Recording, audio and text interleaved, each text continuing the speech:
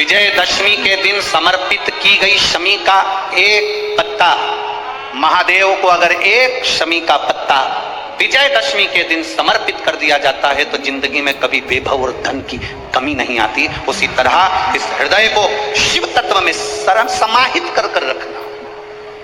समाहित शिव कथा कह रही है महाराज। वरतंतु ने एक शमी पत्र से जीवन का एक आनंद बता दिया।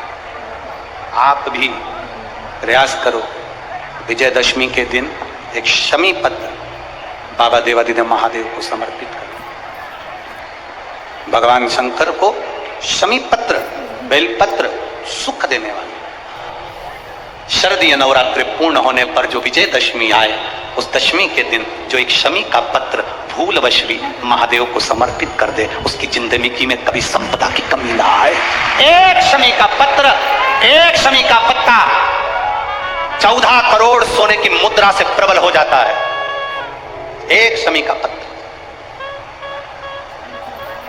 आज भी कई जगह पर विजयदशमी के दिन, कई स्थानों पर विजयदशमी के दिन शमी के पत्ते का लेन देन होता है।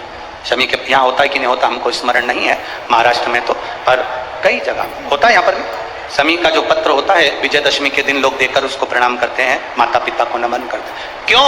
आप अपने बच्चे और आपसे पूछेंगे, आपकी औलाद आपसे पूछेगी, आपके आने वाली पीढ़ी आपसे पूछेगी, माँ ये कौन सा नाटक बनाकर रखा है तुम लोगों ने? शमी का पत्ता दे, शमी का पत्ता ले, मिलने जाओ तो शमी का पत्ता क्यों लिया दिया जाता है? बच्चे पूछेंगे। आज की पीढ़ी बहुत प्रश्न करती है, उसको उत्तर देना पड़ेगा कि एक पत्ते में 14 करोड़ स्वर्ण मुद्रा का फल होता है। एक शमी के पत्र में आज के बच्चे जो प्रश्न करेंगे उसका उत्तर देने के लिए तुम्हें तैयार रहना पड़ेगा। उस उत्तर को तुम्हें देना पड़ेगा कि ये शमी का पत्र विजयदशमी पर क्यों लेन देन किया जाता है, शमी का पत्र क्यों शिव के मंदिर में जाता है, शमी के पत्र की मूलता क्यों होती है, इसको समझाना। एक शमी पत्र में वो फल है।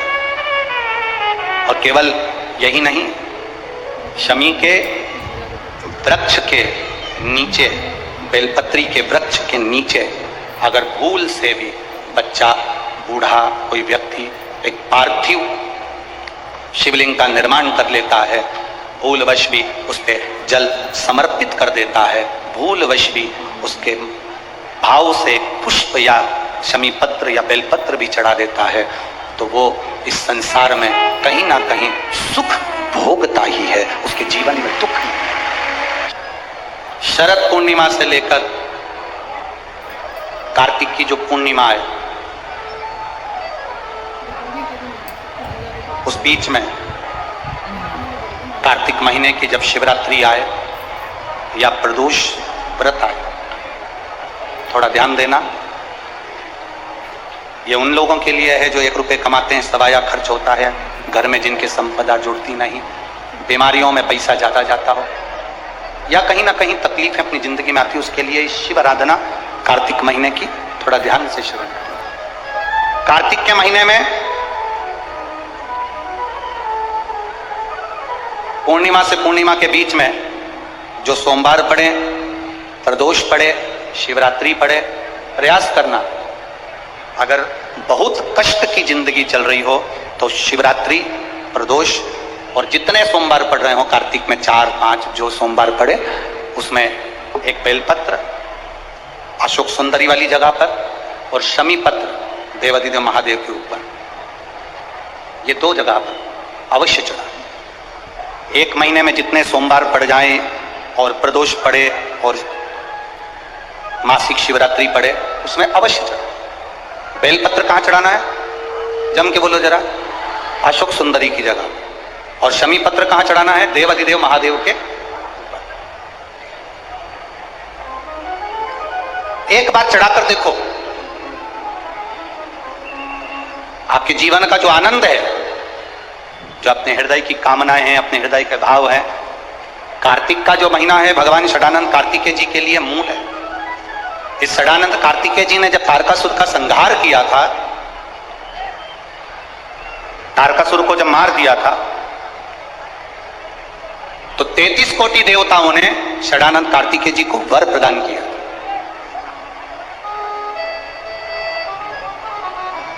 कार्तिकेय जी को वर प्राप्त हुआ। लक्ष्मी जी ने और भगवान नारायण ने षडानंद कार्तिकेय जी से कहा, हे स्कंद देव, हे कार्तिकेय, कार्तिक के महीने में जो दीप दान करता है उसके घर में कभी संपदा की कमी नहीं आती है।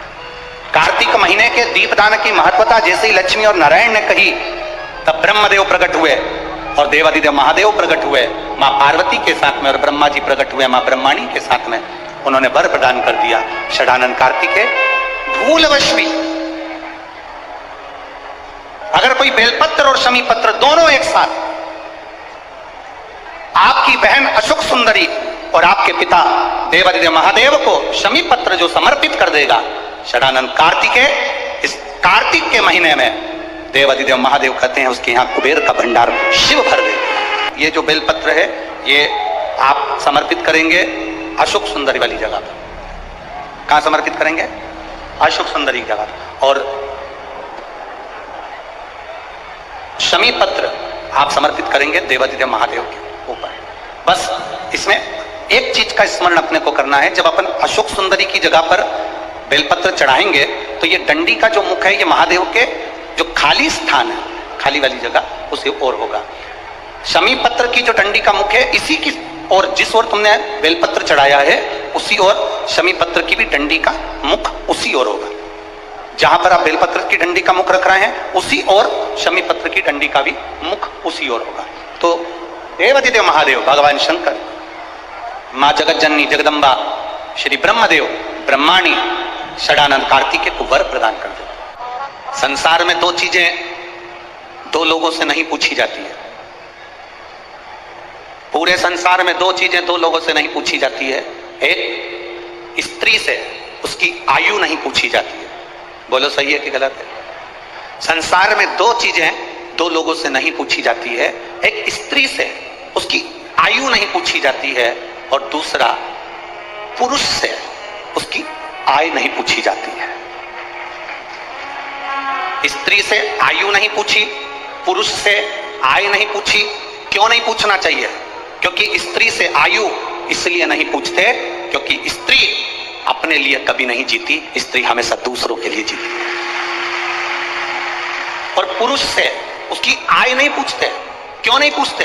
क्योंकि पुरुष अपने लिए नहीं कमाता, हमेशा दूसरों के लिए कमाता है, इसलिए इन दोनों से नहीं पूछा जाता। स्त्री से उसकी आयु, कन्याओं का भोजन कराओ या नवमी के दिन कन्याओं का भोजन कराओ, पर देवी भागवत तो कहती है, देवी भागवत तो वर्णन करती है कि पहले नवरात्रे से लेकर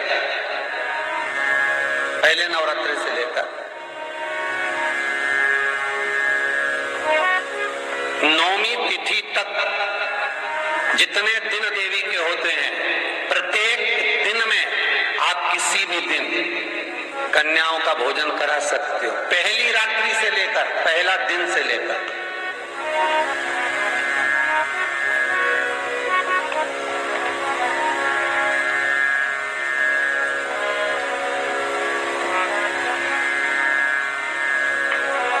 नवरात्रि मालूम है कब से लगती है? आप लोगों को ज्ञात होगा ना, नवरात्रि कब से लगती है? अमावस्या से कि एकम से? अरे जितने लोग सुन रहे हो जरा बोलो तो भाव से। अमावस्या से लगती है कि एकम से लगती है? तो सब लोग कहेंगे महाराज जी पड़वा से लगती है, एकम से। पर देवी भागवत कहती है अगर एकम से लगी तो नवरात्रि पूर्ण कैसे हुई? एकम का दिन लगी तो एकम के दिन की रात्रि, फिर दूज के दिन की रात्रि, तीज के दिन की रात्रि, चतुर्थ दिन की रात्रि, पंचम दिन की रात्रि, छठे दिन की, सातवें दिन की, आठवें दिन की, नवें दिन की रात्रि। पर नवे दिन तो सुबेरे पूजन करके, यज्ञ करके, अनुष्ठान करके देवी को विसर्जन कर दिया, फिर नवरात्रि पूर्ण कैसे हुई?